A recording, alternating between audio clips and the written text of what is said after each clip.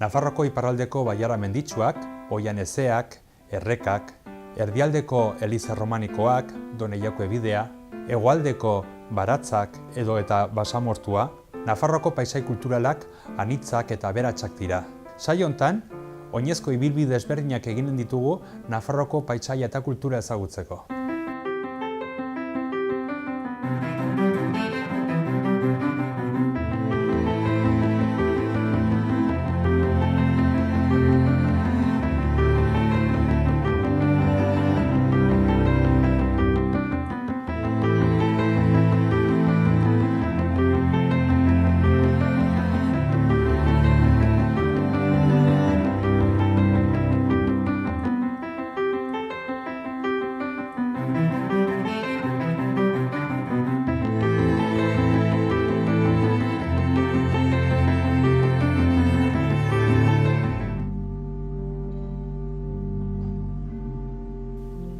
Gaur, Erronkariko ibarran gaude eta Burgiko herria ezagutuko dugu.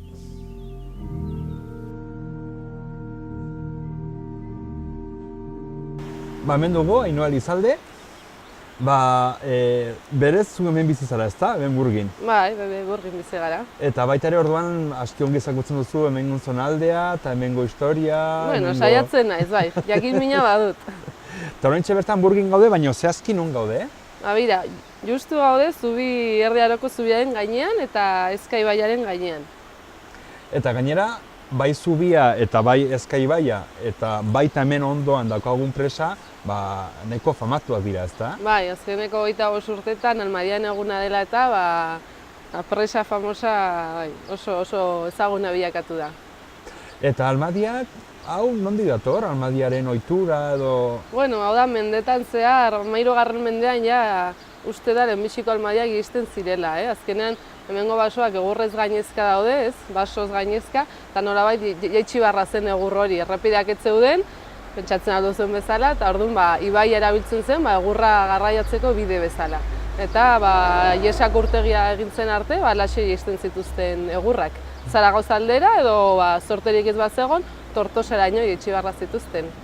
Azken finean oraintxe bertan, Erronkariko ibarran gaude, Pirinioak dira, ezta? Hemen ikusten diren mendiak eta badauka itxura, ez? Leku menditsua den. Eta gainera baita hemen inguruan dituzuen oian eta baso guztiak, orduan zuhaitz horiek moztuta ondoren hemendik ekartzen zituzten. Hori da, hemen egurgilearen lana alde batetik udan egurgilearena, ez da, basozainarena zen, basoko lana inbarraztuten, Almadia hori prestatzeko basotik atera egurra, egur hori lantzen zen, gero eraikutzako erabiltzen zelako egur hori, eta udaberri nego aldera, urremari handiagoa zenean, jeisten zituzten saltzeko asmoz. Askotan egur hori saldu gabe jeisten zen, orduan ere esaten da merkatari lanetan ibibarraziera Almadia zainak. Lehenbizi, egun bat eta gero zangotza iristen ziren, zangotzan eroslerik ez bazegon, jaitxibarra ziren, Kaparroso, Santa Kara, 3 egunetan Tuteran ziren. Tutera hiri majoagoa zen, eta hor zorteik bazegon, Tuteraino eta listo, baina askotan Zaragozaraino 7 egunez ibaian gora. 7 egunez? Ibaian, bera, barkatu. Gero ibaian gora, baina oinez, hori da. Eta gainera, hemen noski ibaia gaur nahiko lasai dago, baina izanen ditu baita egun gogorrak, ezta? Nahiko lanbide arriskutsua izanen zen. Bai, dudai gabe oso arriskutsua, baina pentsatu barra dugu ez zekitela igeritan gizon horiek. Orduan, esaten da, arroiak zirela, bai Lunberrikoa eta bai Arbaiunekoa, pasabiderik makurrenak. Horre heriotzak izan ziren mordoxka, azkenean korronte fuertak ziren, gaur ikusten dugu nahiko lasaia, azkenean maiatzaren azkeneko egunetan gaude, baina duela hilabete bat, hemen izan bazinaten hau izugarria. 3 arkua gainezka, ibaia alde batetik jeisten, orduan nik ez da ere, alako urremaiakin ezakit ausartzea ere badu bere gauza, Berez, hemen ikusten da presa bat, presa badauka bere altuera baita, eta gainera hortxe bertan dago baita arroia bat, ezta? Bai, Burgiko arroia, hartzen du Burgiko arroiaren izena, hori da. 5-6 kilometroko arroia izanen da. Gertatzen da, errepidea bota zutenean, egin zutenean, arroia zeharkatu zuen, eta gaur egun jendeak badu privilegio hori, ez? Errepideak berak zeharkatzen duela halako natura erreserba. Bai, ez egierran ingurua gaur gainera bereziki ederra dago, iguzki aterata. Udaberri gir badugu, urgin gaur, bai. Azkenian? Oia, negu latza izan da, negu latza. Sutondoa piztuta duela bi aste arte, kasi. Bai, gainera hemen elurra majo botako du, ezta? Bai, hombre, ez da, egia esan hemen erronkari barrean nabari da, baina beti daukagu broma hori, Zabakoek eta itzen digute La Ribera, ez? Ezkenean, alde handia dago Uztarrotzi Saba eta Burgirekin. Burgin ikuste trantsizio klima bat ematen dela, ez dela horren alpinoa, askotan Burgin eguzkia dago, igotzen zara Izabara eta elur guztia botatzen ari du, ez? Orduan bai, beti izaten da, Burgin handik ez dukala klima horren latza, hemen oso ongi bizi da. Eta orduan hemen, historikoki, lanbideen artean, aipatu dugu basogintza, aipatu dugu baita ere almadiak, baina baita baziren bertan lanbide gehiago, ezta? Bai, mordoxka bat. Gainera gaur nik nahi dizut eraman lanbideen ebiltokia egitera, duela 15 bat urte Burgiko herritarrek auzolanean sortu eta eraiki zuten ebiltoki oso polita da, eta bertan ikusiko dugu aitzinako lanbide zaharra, ikusiko dugu arginarena, latxariarena, ikazkinarena, latxuna edo karea egiten zuenaena, eta ibilbide oso ederra da. Orduan joanen gara, ez? Bai, guazen. Ados.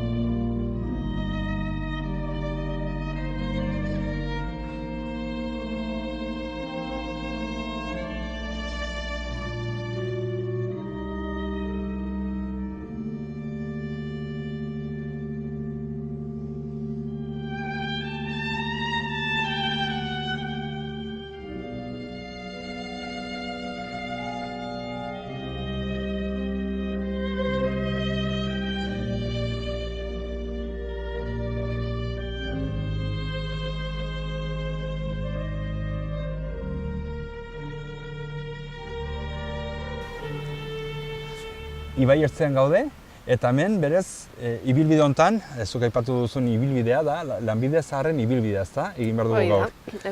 Eta ja, hasten gara, hemen zubia gurutzatuta ondoren, daukagu panel bat, Ibai ertzean, eta hemen baditugu emakume batzuk, argazkietan, arropa garbitzen, ezta? Hoi da, latxariarenak egiten. Hemen Burgin garbitokia ez da egon, izan ere, Ibai majoa dugunez. Eta, ez egunero, baina, astero imarra zen lan bat zen. Ez da ogibide bezala kontsideratzen, baina azkenean emakume hauek ogibide anitz zituzten burutzeko, ez, egunen zehar, eta bazen latxariaena, beste bat izan zen baratzarena, bestea aurrak, bestea soroak eta baratza, eta orduan Almadian egunean, urtero, almadiazainak Almadian jisten direlarik, guk egiten dugu pixko rekreazio hori, ez? Arropa garbitzaena, jesten gara gure amatxiak jantzen ziren modua, dena beltzez, badirudi 30 urte gehiago ditugula, ez? Xarxarrak. Eta oso gustora izaten gara, eleketan, eta... Baita hemen, ikusten ditugu hemen argazkietan, lehenako arropa garbitzeko, kasu honetan aski xuritzeko, erabiltzen ziren tresnak. Hemen txezta, hemen lisuarria, hemen jartzen zen arropa xuria, oiala eta errautsa. Ja, sutondoko errautsa bildu, hemen jarri, ur beroa bota eta ur beroa errautsarekin arropa xuritzeko. Hala da, zen metodoa, Azken batean, aurkitu barra zituzten gauza garbitzeko modua eta teknika, ez da? Jarraituko dugu orduan, ez da? Bai, jarraituko du Almadia eruntz. Ados.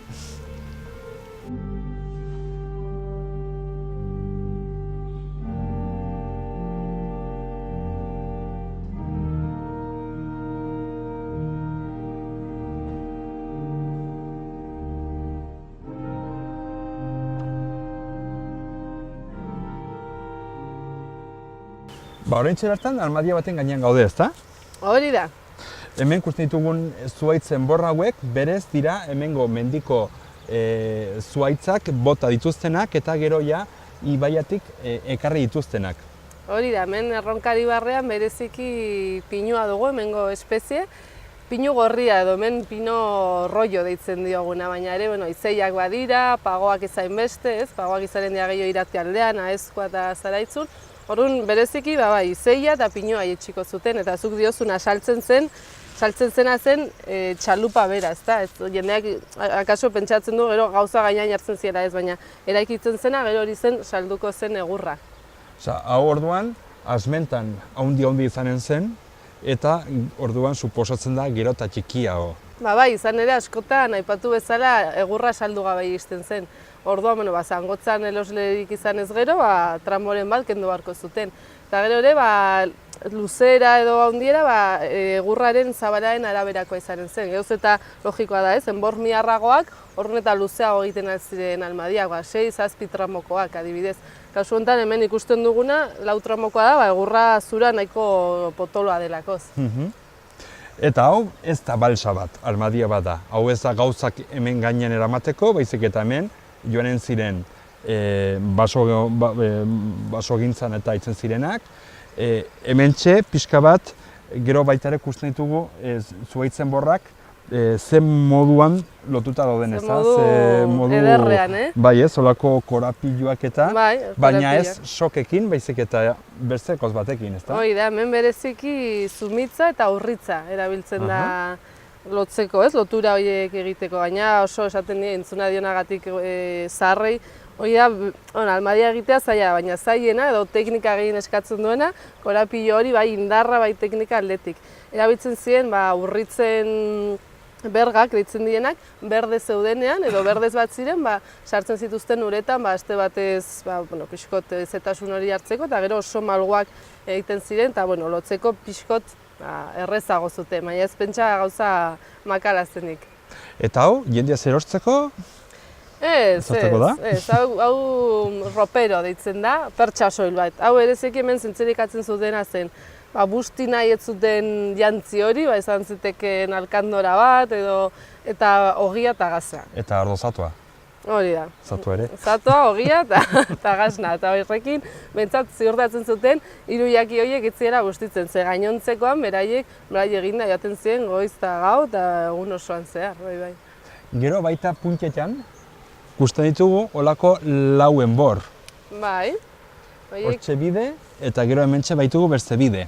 Arraunak. Arraunak. Almadian arraunak. Azken batean hau txalupa bada eta bideratu behar dira nola baitez. Baina bereziki eska nahiko bihurgunetsua dela eta baditula bere zurrunbiloak eta honekin haiek bidatzen ziren. Eta oso luzeak ziren arraunak, 7-8 metrotako arraunak ziren. Eta, esan bezala, alde batetik bideratzeko eta gero ere jaik eusteko, ere euskarri bezala erabiltzen zuten. Eta gaur eguna, almadietan, zenbat jende ibiltzen da, zenbat jende gidatzen dituzte olako almadiak? Hori zen kuadrilaen arabera. Minimoz gutxienez, 4 gizon ibili behar ziren. Bakoitza, arraun bat, baina idealena zen beste pare bat egotea, zer gidatzeko edo bentsat hemen izateko ekstra moduan, ez? Bai. Interesgarria. Jarraituko dugu? Guazen ba?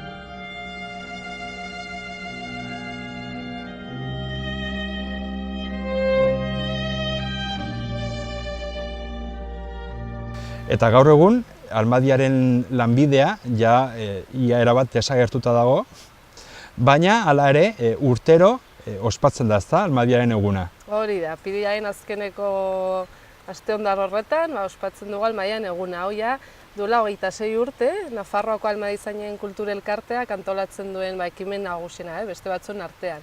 Modu hontaz, omendu nahi da, Nafar Pirineoko 3 ibarretako Aezkoa, Zaraitza eta Erronkariko Almadiazen guztiak.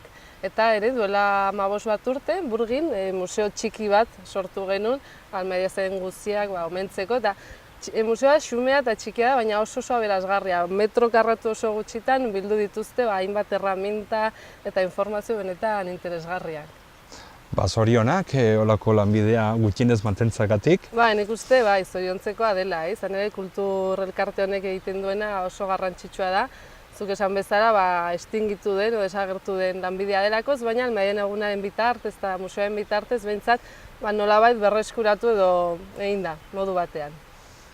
Norantz da orain, nondik jarraitzen dugu bidea? Jarraituko dugu bidezka honetatik eta ikusiko ditugu ikazkinaren lanbidea eta. Ikazkinak? Hoi da.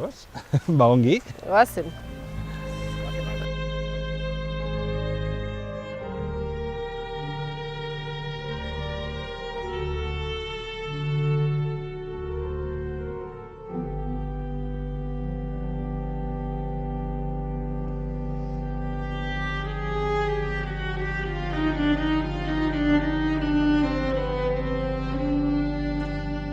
Eta hementxe daukagu txondorra. Halaxe, rekreazio bada, ezta. Burgin omen ziren pilo bat, garai batean, baina duela ez asko arte, bizirik iraun duen lanbidea izan da. 1950 urtera arte, ezaguna izan da hemengo ikazkina. Baina, orain, tokatzen zaiguna da, haien historia kontatzea, ezta. Hemen ikusten dugu gainera txondorra, nola dagoen, gainera arrasongitz, ez ikusten da, barrukua. Struktura guztia, bida. Struktura guztia ikusten da, ez kanpoti bakarrik, baizik eta baita ere nola egiten den gaztelua, edo hemengo tubo hau bezala, inguruan egurra nola jartzen zen, edo jartzen den, nahiz eta tamalez holakoak ia ez dira egiten, eta gero lurra iretziakin eta estali ondoren, hor zulo hortatik eta brasak edo egurra sutan bota ondoren, hoi estalita, pixkanaka, nola egosten zen ikatza, nola egurra ez zuen suik hartzen ala, baizik eta nola egosten zen, Emeki ez, hoi zen gakoa. Pixkanaka. Baitu baita ere hor bere tiruak, bere zuloak, olako eskaiera, eta gero baita hemengo egur hau deitzen zena baita iketza bazkatzeko. Nola? Iketza? Iketza bazkatzeko. Bai, txondorra bazkatzeko. Bai. Noizbenka ere egurra bota behar eta pixka bat ere makina horrekin ere mugitu behar zen. Hoi da, eragin behar zitzaion. Hemen gainean Nafarroan, zori baita daukagu olako dokumentu arras interesgarria ez da, Tasio filma. Hoi da, Tasio ezaguna, bai. Bai, Tasio zen hemengoa, baina gutxi gora bera ere, azken finean, txondorrak hemengoak eta baita baztangoak. Eta Lizarraldekoak eta Arabaldekoak, bai. Lesakakoak eta neko antzekoak dira. Bai, azkenean ez, mendiko baliabidekin egin behar zuten kontua zen. Nik entzunagatik oso lanbide pobrea, ez? Ez da, omen zen, dirua sosa ez zuela abundantean ekartzen. Bai, gainera normalian ikatza asmentan gutxienez bai haunditz egiten zen, bai bertako lantegiak edo batez ere baziren bost zirietan eta ferrategiak eta gero baita arma fabrikak, hemen adibidez, hemen Pirineoetan eta Orbaizetan eta hola, eta orduan kasu honetan gainera ia ez desagertu, baina ia hortxe utzi zituzten hemengo janak, hemengo basoak nahiko garbiak, zoitzi gabe. Bai. Gero suposatzen dut hau izanen zela batez ere hemen bertako nik uste Burgin bereziki horrela ibili zirela, ez hemen fabrikarik gertuena Orbaizetan, baina pentsa. Nik uste egun oso bat bazutela eraino iristeko, orduan nik uste hemengo bazela auzo propiorako, ez da, bakoitzak bere etxerako edo halako zerbait izanen Eta zen. Burgik gaur egun zenbat biztanle ditu? Ba, Erroldan, uste dut bagarala, 217 lagun, biztanle. Baina, suposatzen dut baita, 19. mendean, biztanle gehiago Ez asko zeukan gehiago zer izan ikusirik, ziren. bai, Burgin omen ziren, 900 bat biztanle, 19. mendean, baina gero, bakizu, landa eremutik, denok irira, eman zen exodo hori, ez, migrazio hori. Eta emeki hau janda ez hiltzen, baina, bueno, nolabait bai, asko jitsi izan da, Burgiko. Baita daukagu hemen, ogi labe bat. Bai, hala da, gainera zorionez, oraindikan hil ez den ogibidea, izan ere, Burgiko kindegian gaur egun ere horrela egosten dute ogia, oraindikan ogi labe egurrezkoa dosuarena dugu. Egurrezkoa. Bai, ogi majoak. Da, horrelako Bobeda hori da. Bobeda bat, egurra barruan sartu, Hori da. zu eman, eta gero ateratzen dute edo baztertzen dute. Daukate egurrezko pala handi bat, eta, bueno, baina ere hau egiteko ez da gaur egungo labeak bezala. Okina nik uste goizeko 3:00, 4:00 egon behar dela ja sua egiten. Orduan, hemen Burgin aukera daukagu, bertako ogia, Hori da. artesanoa gainera. Bai, hemengo kindegian oraindikan ere. Jarraitu izan du hain bilobak, ez, haren aita eta aitona zenaren negozioa eta funtzionamendu bera, eta zorionez, oraindikan hil ez den ogibidea da. Bai, guk etorri gara eta ja plazan hor ikusi dugu hainbat biztanle, hainbat Bai, gaur gainera romeria dugu Burgin eta gaur ogia janen da aski. Eta ja meketakoa baino ja pixka bat ja aiziren ja gozaltzen. Bai, amarretakoa, ez? Amarretakoa ja. Romeria baino lehen tripa betetzen. Eta seguraskire ari ziren jaten orduen hemen bertako okindegian egindako ogia. Baina hemengo ogiak herriko ogi kabezona gehitzen dioguna, kilokoa izaten da ezaguna, kilo bat pixatzen duelako, eta horrekin baduzu bizpahiru egunetarako. Ia aste osoa irauten duena. Bai, edo bestea tostadendako eta izugarri ona, bai. Ba, jarrituko dugu, ze falta Goazen ba, ikusiko dugu orain elur ziloa. Elur ziloa. Hori da. Noski, hemen elurra egiten duenez. Garo, badugu frigorifikoa, herri frigorifikoa.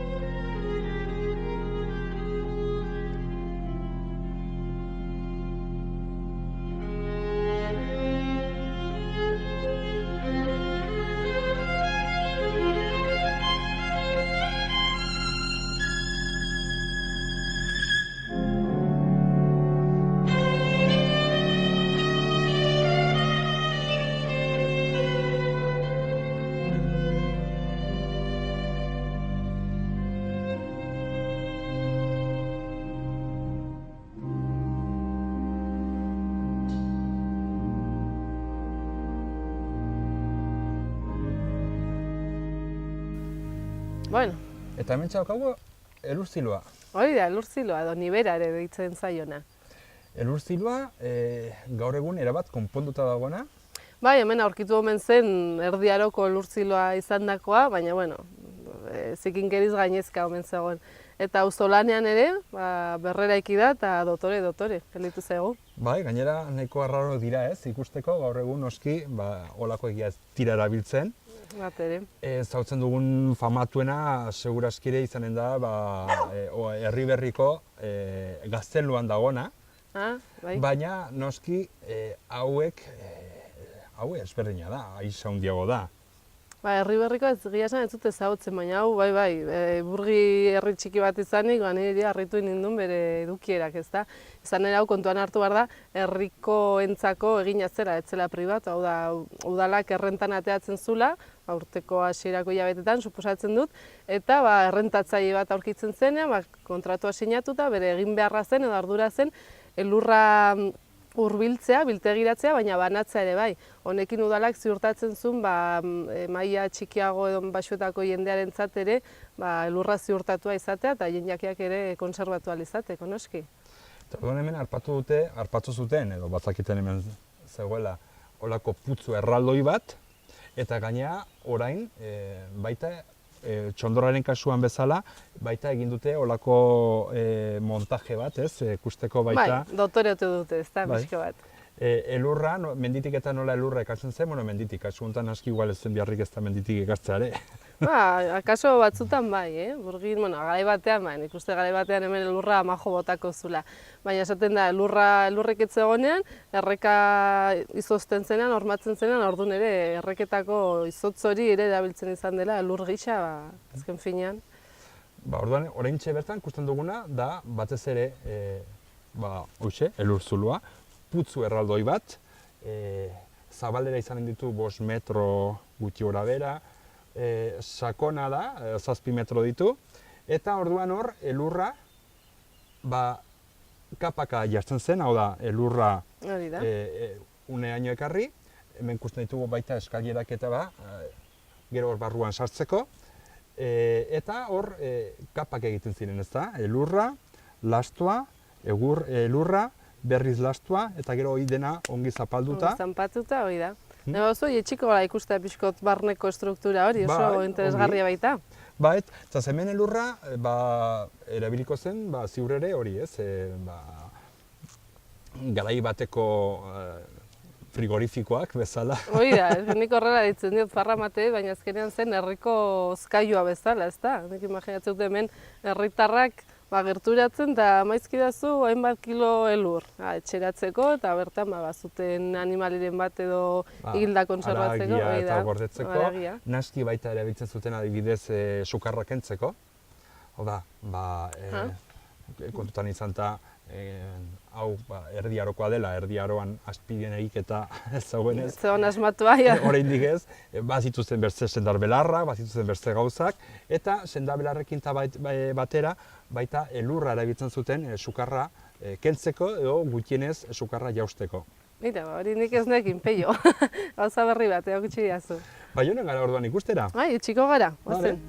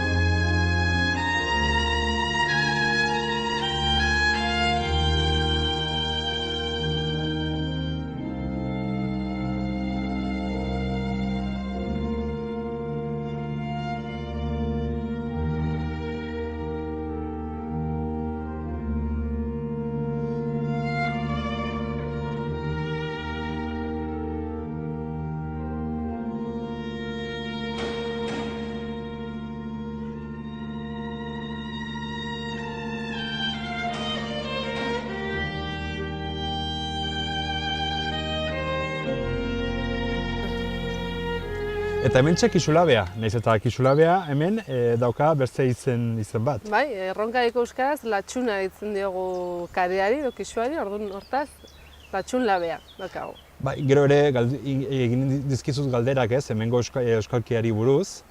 Baina, orain kasu honetan, hemen daukagu hemen labea. Eta hau gauz beraz da, hemen berriki berreskuratu den labea da. Hoi da, hemen Burgin omen ziren ugari, latxunlabeak pilo bat, Mordoxka mendian barriatutak. Eta hemen agertu omen zen bat, hondakinak, baina, haren gainean sortu dute auzolanean ere, latxunlabe zahar berritu eta ikusgarria. Bai, azken finean hemen ere, ikusten dugu kare harria badagola pila bat, hemengo mendi inguruetan. Hoi da. Hemengo inguruak, ikusten ditugu hemengo harri grisa, karea, eta horrekin ja orduan kisua egiteko. Hori, azken batean, latxun labe batean sortu behar zutena zen latxuna, ez da, karea, eta horretako labe berezi hauek. Funtzionamendua omen zen, harri hori, kare harri hori, erre behar zen, kiskaldu behar zen, eta modu horretan xuritzen zen. Eta gero ja pasta modukoa bilakatuko zuten uretan sartuta, eta horrekin hainbat funtziorako erabiltzen zituzten kare pasta hauek, ez? Ezagunena, etxeak zuritzeko.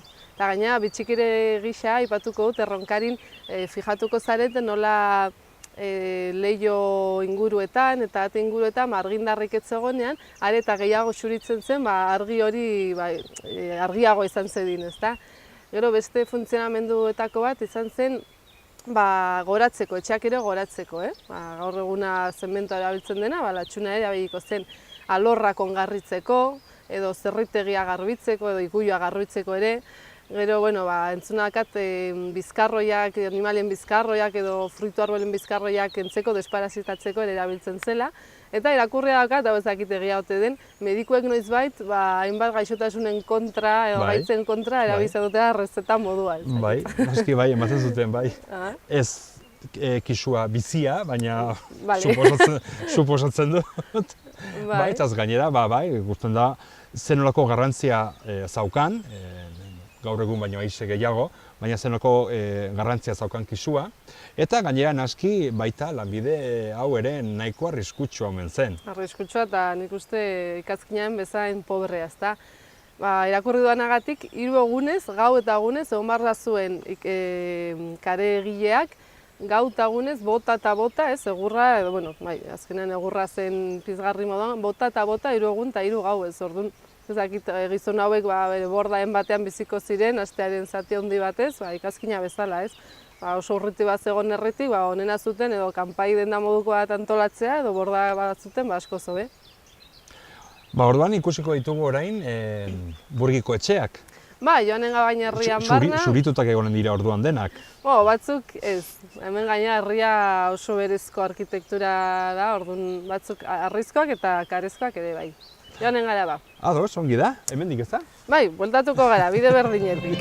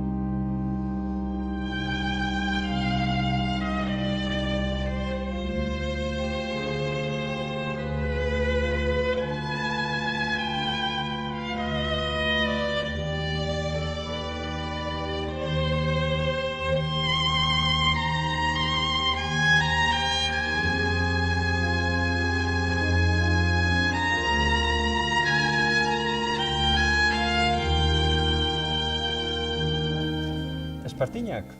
Alaxe, Burgiko espartingileak. Goxo gainera orain, batez ere orain udan, bero hasten denean eta erabiltzeko. Bai, esan nahi.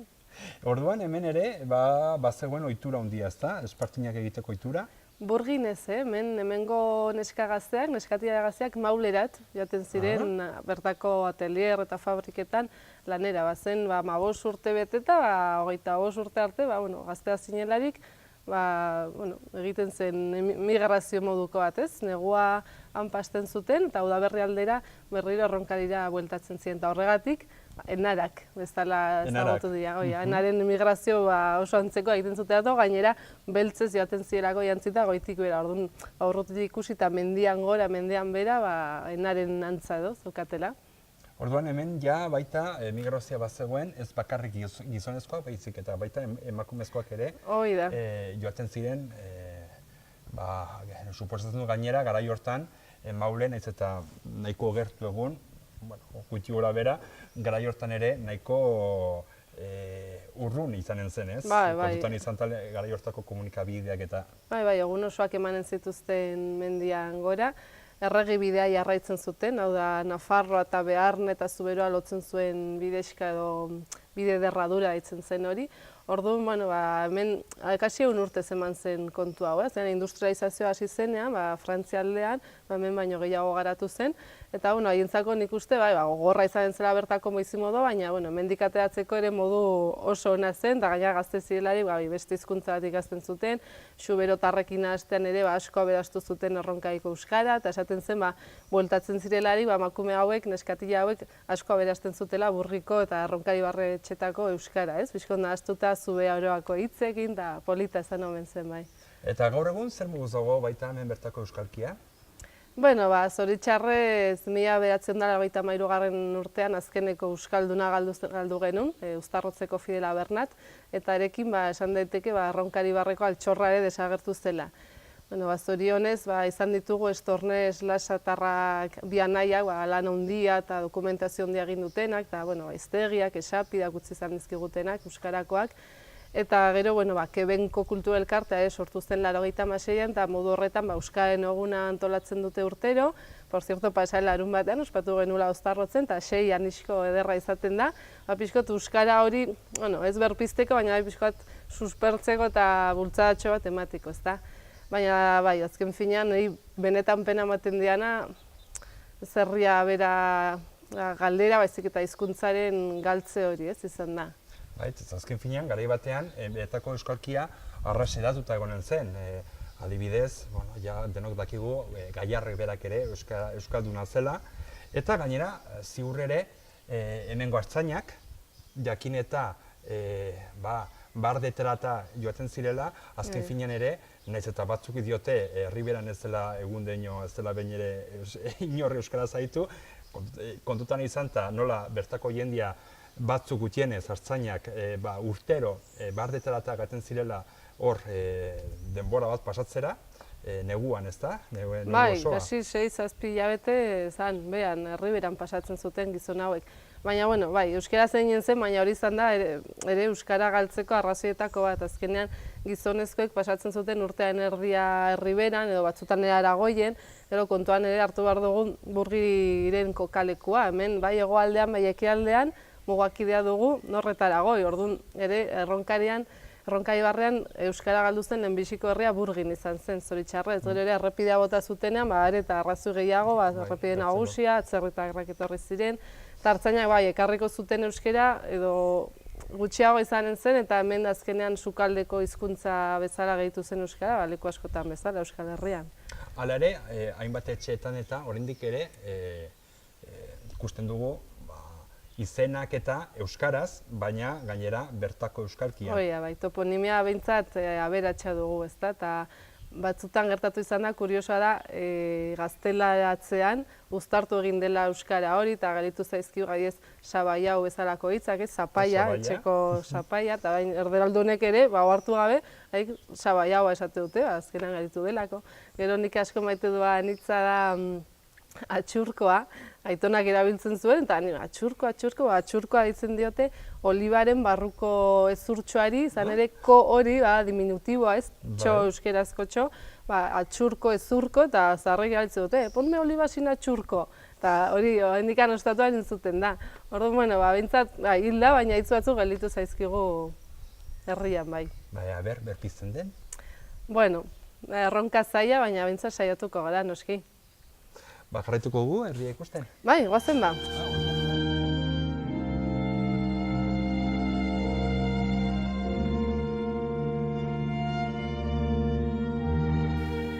Eta hemen daukagu Burgiko etxe ederro bat, erraldoi bat. Bai, guztiz arrizkoa ikuste duzu, azkenan etxean egiten ziren bertako baliabidekin, bereziki ogurra eta harria. Hau gainera, orain bai harria agerien dauka, baina ziur ere hau dena txurituta egonen zen, ezta? Nik uste bai ez, ezan Burgin hemendikan etxe asko gelditzen dira latxunez estalita, baina modaren arabera nik uste joan zela hori, ez? Xuria modan zegoenean, etxe guztiak xurituta, eta bain, nik uste ederrago badirudila harria agerira ateratzea. Eta teilatuak ikusten ditugu baita teilatuak berez teilakin, baina hau baita hemen ohitura zen ez teila erabiltzea baizik eta egurra baita. Bai, azkenean ikuste tablillazko teilatuak ere eginen zirela, baina, bueno, hori ere sua hartzeko oso fite hartuko zuen, eta adibidez, burgi erra izan da. Bai ez? Bai, bueno, erra izan digute, frantsesek erre ziguten. Frantziako bueltan, erre ziguten, bai, frantsesa da delako horretan. Bai, gainean aski hemen Pirinioetan bai ohitura zen teilara ibili beharrean, bai egurrezko tablilla hauek, eta gainera teilatupean dago sabai hau, ez? Hori da, hemen burgi noendik mantendu dugu nitza sabai hau, bai, azkenean hori, zapaia edo sabai haua, espuratzen dut lastoa gordetzeko. Bai, eta lastoa eta egurrezko tablillak eta edozein gau tximista edo zerbait ere edo. Gehiena. Eta gero, edozein herriko etxetan bezala, beko solairua ikuilua izanen zen, korta, eta lehenbiziko solairua, ardiko solairua betxe bizitza, edo jendea bizitzeko lekua. Bizilekua hori da. Eta zerbaitek atentzioa deitze aldizu, Peio? Bai, ikusten dut hortxe buru bat. Buru bat dugu hor, bai, xelebrea. Hori, kondaira eta historiaren arteko zerbaita. Hori Abderraman lehenengo Kordobako erregearen burua da. Ezan ere, kondairak dio, historiak ere. Hemen Jesan, Jesa partean, izan omen zela, 725 urtean Mairu eta Kristauen arteko gudua, eta beti bezala, ronkariarrak indartsuak eta kementsuak laguntzea jan ziren, Nafarroaren, Iruñaren alde. Eta Sara izeneko neskato bat, erronkariko urzainkiko neska batek, burua moztu omen zion Abderraman Kordobako erregeari. Hori kondairak diona, gero datatua dago Abderraman bere etxean goxo Kordoban hil omen zela, orduan norrote zen Mairu hori, igual beste buruzagion bat, Abderraman deiturikoa ere, baina, behintzat, orain joaten zarela erik uztarrotzeaino, ibar guztian goiti, herriko eta, azkenean eskutu ofiziala da, Ronkari barreko eskutuan, agertzen zaigu, bataia guda horren seinale hori. Ongi, gu orain, Jomar gara baita herrian zehar, Eliza eta baita aurretik pastuko gara, eta berez ia saioa amaitu dugu. Eta ongi bizarete burritik? Bai, noski, gezke gu hasten gara sola esan, eta ja... Ezakago pila amaitzerik. Luzatzen da, eta orduan, mila esker. Ez da deus, hemen erraten dugu bezala, eskerrik anitz, zuei. Eskerranitz, o eskerrak anitz. Hori da. Eskerrak anitz orduan, eta egiarran, gonbidatzen ditugu baita gure ikusleei, unatetortzera, hemengo ibilbideak egitera, guk gaur egin dugu ogibideen ibilbidea, baina noski badaude ibilbide gehiago. Bai, baditugu pilo bat erregi bidea, Ronkairaino igotzen dena, edo Aitzaen Ama Berjina igotzen dena, etortzea eta haiek ere pixko deskubritzea hemengo lurraldea. Eskerrak anitz. Ez da deus, zuei. Beste arte. Hori da, aio. Aio.